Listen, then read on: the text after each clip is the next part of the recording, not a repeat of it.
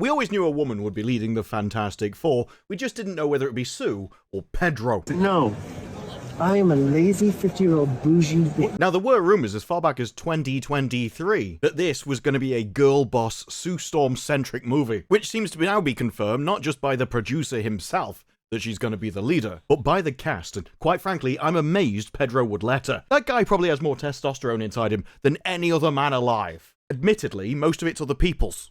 Well, I thought he'd make up for it just by sheer quantity. Now, we'd already heard from Joseph Quinn and Vanessa how they were feminizing the movie. This version of Johnny is less callous, and he's worrying about people's feelings, because we needed to update the Fantastic Four for, the modern audience, which is basically just a shortcut for people in Hollywood that don't deserve to be there to go, I want it made for me. I didn't like all of those previous superhero movies, so change them to make them for me. That Joseph Quinn was talking to Kevin Feige about previous iterations of the character and where we are culturally. Personally, I'd be worrying about where your audience is culturally, but I don't get paid millions of dollars to destroy Marvel, so that's really your area. He was branded as this womanizing devil-may-care guy. That's right, he committed the horrific sin finding women attractive. And so they brought Pedro into but is that sexy these days? Well, if you look at You, a female thriller series. I've always believed in the one, a soulmate. It's about a bookstore manager and serial killer who falls in love and develops an extreme obsession. The world loves a good love story. It's on its 5th season. I'm going to help you get the life you deserve. Do they find a womanizing devil-may-care guy hot? Yes. Yes is the answer. Apparently, even if he's a serial killer. It's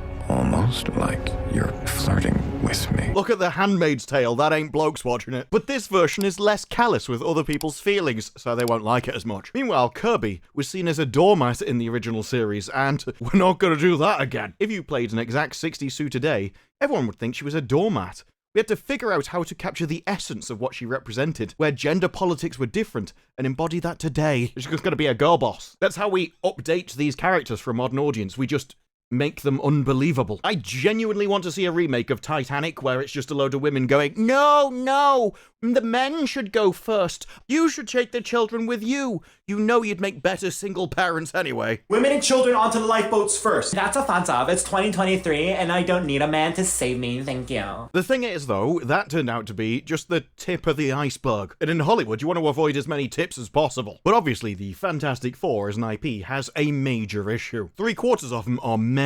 And Hollywood can't make a movie where that's the case. Now, personally, if I was them, I would have just argued that Pedro is obviously born in the wrong body. But they decided to gender swap the Silver Surfer and somehow achieved a feat that only Disney can do, of making a naked woman less erotic than a serial killer murdering people in a bookstore. Hello, you?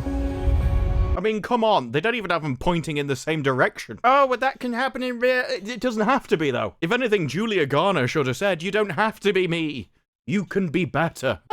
First sentence of this article. Julia Garner doesn't know how to surf. To be fair, she doesn't know how to turn into a liquid metal person and travel to outer space either, so you know. But as the Fantastic Four stand there, and we're supposed to all pretend we can take Pedro Pascal seriously as an actor, it starts talking about how if you don't care about them as a family, everything else is going to talk apart. But it specifically says, at least the marriage between Sue and Reed and the ups and downs of a marriage. There's just going to be massive arguments. Pedro, have you been spending the night with Russell T Davies again? I can understand why there'd be issues. Now, as this article was written by Emma Keeley, and she's even included photographs of herself in it for I don't know why, but I have a feeling it's for the same reasons as this, or this. Can you just put your phone by the window, love, take a picture of Earth? No! Then my face won't be in it. And I'm the most important thing about this picture. It might also explain why the team was committed to having accurate periods. It's vital that I tell my son about them. He needs to know. Oh, look, we got a picture of the set here. That'll be...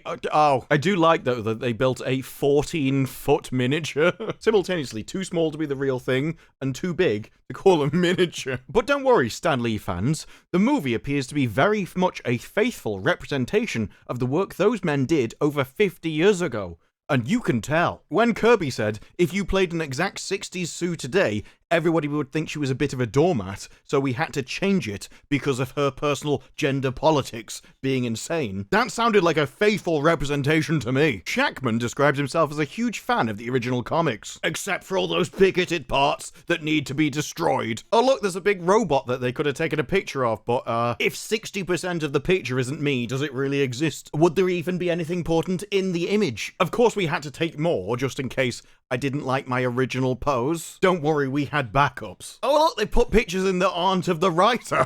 There are also cannons that Reed uses to attack Galactus. Yeah, I bet they don't work. If I had to guess, they use the cannons, his intelligence fails. That would be realistic, it is Pedro Pascal. But then the two gals have to get on board and defeat Galactus through the power of fallopian tubes. We've got 4 of them, we're invincible. But the interesting part comes when it says we're getting the Sue Storm we deserve. To my only question, who's we? Because normally I would say that we meant the audience, but we've already found out that's not true. The audience would want a based 1960s Sue, where she was a bit of a doormat, and we even know how we want her to look when it happened. Wow, you've been working out. Shut up! Why don't you strip down and have 100 people stare at you? Those days are gone, though. We can't have that in Hollywood. Instead, we've got to have a downgrade, literally knocking tens of millions of dollars, if not hundreds of millions of dollars, off the box office from what it could have been. The last live-action version of Sue Storm wasn't exactly a win for women, but it didn't matter, because they weren't the target audience. This certainly is not the fault of the actor. Oh, that's a bit bigoted, don't you mean actress? Who played her in 2 films? Jessica Alba. And I gotta say, Jessica Alba is a win for the genetics of women everywhere. I can understand why you're not a fan. Think you can contain it? But more a byproduct of a more male-gazy era of filmmaking. True. This was a time when movies were made by the target audience for the target audience. They knew what they wanted and they gave it to them. Why does this always happen to me? They realized the key to all of entertainment and making money was, if you have a male audience, make your movie for the male gaze. Or if you have a female target audience, then make it a romance about a serial killer who's obsessed with them. The world loves a good love story. Turns out, when you've got a target market, if you actually make it for that target market, that's the key to good movies. But if you are the kind of person that can't understand that movies may not be made for you, if you can't abstract another person's perspective to the point where you think you're the most important thing about taking photos on a set, then you probably think that the movies are made for you as the target market as well. And so we are getting the Sue Storm we deserve. Just me, I'm getting the Sue Storm I want. What do I not want? This. I can't believe I'm doing this again. It makes me feel insecure. I'm far more comfortable now. But no, this Sue Storm is promised to be much more multifaceted. She's a girl boss, and that's really deep. She's not there to entertain the audience anymore. Now she's like a person and stuff. She's like completely unbelievable and not actually like her role at all. This is why now, if I want something good, I almost exclusively watch foreign entertainment. Because their shows have the people acting like people, rather than the people acting how deluded journalists think the world should be. As Curtis astutely notes, Sue is the real center of the Fantastic Four. Don't you understand? I'm the main player character. Of course I'm the center of the universe. Nobody else actually exists. You go back through the comics, you realize that she's arguably even the leader. Because without Sue Storm, everything falls apart. Or Reed Richards would just get another wife. I mean, what's his worst case scenario? He'll have to make his own sandwiches. While not naming the past films directly, Curtis does recognize the need for better characterization of women. Can you see the obsession here? It's all me. It's gotta be, I need better characterization for me. I can't have me acting like an actual person. I need you to put an actual personality on screen because I don't have one of my own. We had the desire to date aesthetically, but in terms of character and treatment, who should be the front and center is like, hey, let's tell the best story possible. And obviously, the best story possible, it's gonna be me as the main player character, isn't it, really? I just want a character I can project myself onto. That's the key. Kirby spoke to Collider about balancing Sue Storm as a member of this family, as a wife, sister, friend, mother. Why is any of this relevant? Every single person on Earth has lots of different hats in their life that they wear, but they're not actually separate hats, they're just part of you. As long as you exist, you are all of those things at the same time. You don't leave the house to go to work and stop being a father. It's like, no, I need to be balanced. You need to show me as a whole person, not just making sandwiches. That would be wrong. Somehow that would be damaging in the world or something. As well as being a strong force on her own. She's been doing those kegels. She acknowledges that the earlier comics were very much a product of their time, and they were successful. I think that's the bit you're forgetting. Nobody wants your crap. And if they met you, they probably, oh no, you're a bit insufferable really, aren't you? Oh, can you go over there and just talk about empowerment or something, please? Remembering laughing with Pedro when seeing an early comic that shows Reed placating Sue's complaining by buying her a new dress. So you're saying even in the original comic she was a whiny, insufferable little cow. And your plan to make the male audience, the majority of the superhero audience, like her, is to make them even more insufferable. You probably would have got more viewers if you just put her in a dress and told her, My dear, you should learn to be admired in silence. But when it comes to playing a mother, it's all about making it practical and understanding real-world expectations. Does anybody care? This is a superhero movie. All anybody wants is for you to skip to the action as soon as possible. Nobody really cares what your life is as a mother. Quite frankly, it's not that interesting, or unique, or special.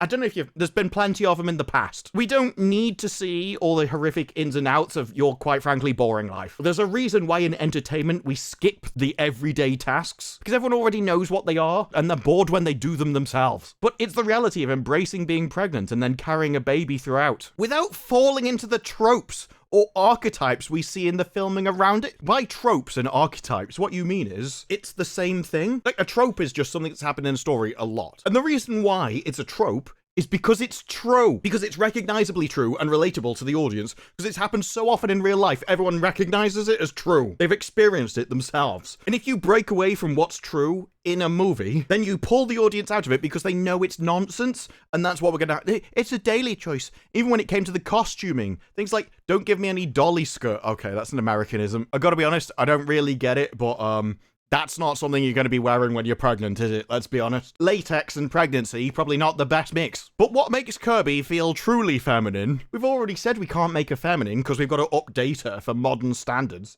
to make her a three-dimensional person, is allowing space for vulnerability. Oh my god. Oh, she's going to be whining about her feelings again. And she didn't want to make Sue simply a bad boss bitch. Not simply a bad boss, but at the same time, yes, a bad boss, just with some more stuff, like emotional whining. The worst of every world. She wants to ensure Sue has genuine feminine softness. Oh, no, sorry. That would be femininity. No, we can't have that. Soulfulness. She's gonna think she's really deep and, like, quirky and funny, but not acquiesce to the cute, sexy version of how men perceive femininity. Because you see, men have been perceiving it wrong for thousands of years.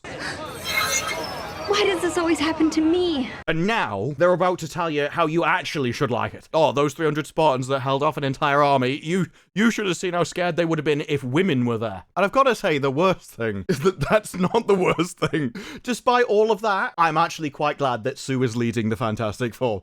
I think, even with the whole badass boss and everything else, it's still going to be less insufferable than if Pedro led it. And Pedro doesn't even want to lead it. Because Pedro, as someone who probably wishes he had a couple of fallopians himself, seeing Kirby and Pascal stand next to each other is startling. You get that sense of a bond and intimacy. Kirby describes her on-screen husband as generous, without ego. I've never had a male actor, you still haven't, as a counterpart who's been so utterly equal and supportive of the relationship. You might find that this male is equal to you because you're very similar. But also, the female character opposite him. I just feel so grateful every day that an actor like Pedro is so generous. He's so generous, you see? He just lets me take over the film and rule it, even though I shouldn't be the main person. He's so generous, allowing me to take the starring role when it should be his character. To which Pascal responds, I love being led. What you may identify as generosity for me, it isn't. I'm just inspired by powerful women. They're the thing that have gotten me through being alive. And that does actually surprise me. If anyone in that room was going to really love a man, I thought it would have been Pedro. But it turns out no. Powerful women he's drawn to. I've never been more shocked. To have the opportunity to stand by one,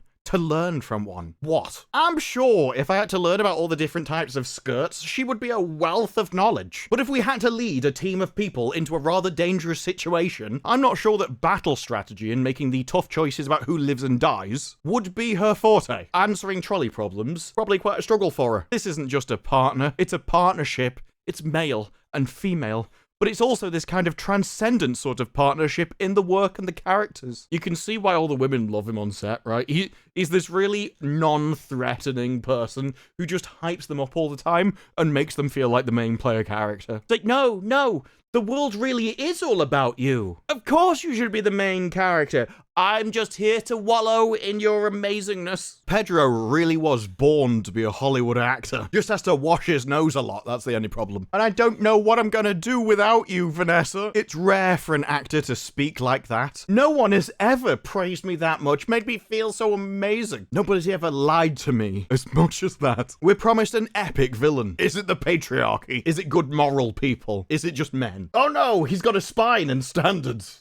My arch nemesis. In short, it's fair to say the entire cast and crew understand how much is riding on this film. Not just because this is a pretty pivotal moment in the MCU progression, and they decided to ruin that by making a progressive movie. Don't worry, society, we can still try and destroy you. Even when these movies have been failing for years, they came along and went, no, we should do it again. The audience don't like male morality. We need to update it for the people that don't watch superhero movies. Am I in it? Fantastic Four is an IP that's never been in the MCU Mount Rushmore. I think they are vastly overestimating how much the Fantastic Four is known in the general audience. Sure, comic book fans may like it. The old movies, then maybe they got some fans. But I would say in the modern day, more people probably know who Ant-Man is than the Fantastic Four. They definitely know who Captain America is more. And when that name on a movie only brought in $415 million, I think a movie about Sue Storm girlbossing is going to do even worse. That's why when it goes, there's a reason it remains popular to this day. We just want to get them up there with Cap, Thor, and everyone else. It's like, it isn't though. Then this is a major problem in Hollywood, who can't seem to grasp that this isn't your target market, and that actually it is vitally important who your main character is, who's the center of the movie, and why. I saw in Ballerina that simply changing the protagonist from male to female entirely changes the movie. It changes the morality of the movie and the motivations for the character, because men and women are utterly different. They're motivated by different things. And even a revenge story is told entirely differently for both people. And while a man would focus on big, sweaty men killing each other and dying for honor, tradition, glory, and their oath to their country and to their faction and to their allegiance to their king. When she becomes the main character, well then it just becomes about rejecting tradition rather than embracing it. Rejecting your role in life rather than embracing it. So when you want to capture the gender politics of today and make the Fantastic Four focus on being a girl boss, where even when she's pregnant, it doesn't actually stop her doing anything, much like not understanding what your role is, it's just delusion. It's a load of lies that people tell themselves and then think they can put it in a story because they're deluding themselves. And gender roles are so fixed in our genetics for thousands of years. All of our evolution has led to separate and diversify, to specialize in different roles. You can't just go, oh, I don't want to do that, though. I want to do this over here. It just gets utterly rejected by the audience, and it will here. This is a massively long article, long Collider article, and I don't think any of them realized when they were making it. It just utterly destroys the movie. It tells you everything you need to know about the Fantastic Four and why it's going to flop. And part of me is like, I should shrink the picture so you can see the other two guys, but I don't think I even need to. All of the marketing, all of the article, focuses around these two people. We already know they've destroyed Johnny Storm because it would give men what they want by showing them a character they'd actually like. And so instead, we see this. Pedro, the guy who's so weak and effeminate, he can't even be respected by the audience in any role. I don't even think it's fatigue of just seeing him everywhere. I think it's just as he appeared in more places, people saw through the facade and found out what he was actually like. And the true leader of the team, Sue, the heart and soul, who'll do anything except what the audience would want to see her do in the movie. Saving the world one sandwich at a time. I'm sure there is a story to tell about being a superhero parent with a baby, especially trying to look after one that has superpowers.